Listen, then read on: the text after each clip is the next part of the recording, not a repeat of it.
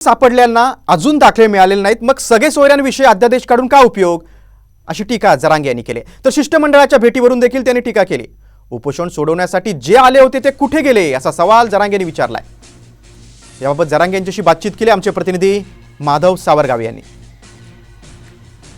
मंडळासोबत चर्चा सुरू होती, ती चर्चा फळाला का आली नाही आणि त्यासाठी म्हणून तुम्ही हे पाऊल टाकलं?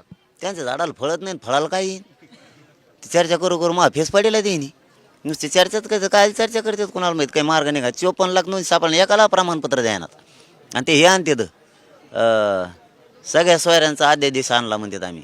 हां, तुमची नोंद निघाली आणि मी तुमचा सोयरा आहे, आता तुमच्याकडून मला घ्यायचं आहे, मग नोंद नाही निघाली, तुमची नोंद निघाली तुम्हालाच नाही दिलं तर मला कुठून देणार आहेत? मग त्या अध्यादेशाचं काढलेलं सगळ्या सोयऱ्याचा अध्यादेशाचं काय उपयोग आहे? तुम्हाला असं वाटलं होतं का की या शेवटच्या क्षणापर्यंत सरकारच्या वतीनं मुख्यमंत्री आणि 2 उपमुख्यमंत्री प्रयत्न करतील आणि मराठ्यांना न्याय देतील आणि उद्यापासूनचं आंदोलन थांबेल? थांबायचं काय नाव घ्यायचं संबंध नाही, थांबायचं म्हणायचंच नाही। आता हे शिष्टमंडळ येते ते बिचारे, त्यांना दोष देऊन काहीच उपयोग नाही। बच्ची बोला त्यांना, ते पळत येत मार्ग निघावा म्हणून, त्यांचा काय त्यांना दोष देऊन उपयोग नाही। उपोषण सोडायला आलेले नमुने कुठे गेले ते 5-7 जण, ते कुठे आहेत? ते कुठे? त्यांना मराठ्याच्या तोंडापुढे यायचं नाही का कधी? जाता इथले शेंगा झोडीत होते मायापाशी, आता ते कुठे आहेत? उद्या 9 वाजता आंतरवाली सराटीहून हे सगळं वादळ मुंबईकडे रवाना होणार आहे। मोहम्मद इरफानचा माधव सावरगावे, साम टीव्ही, आंतरवाली सराटी।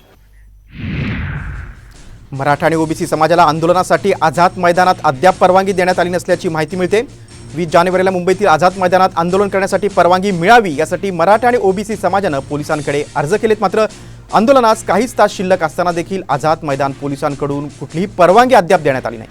26 जानेवारीला मुंबईतील आझाद मैदानात आंदोलक पोहोचणार आहेत, मात्र अद्याप परवानगी नाकारत आझाद मैदान पोलिसांनी सावध पवित्रा घेतलाय।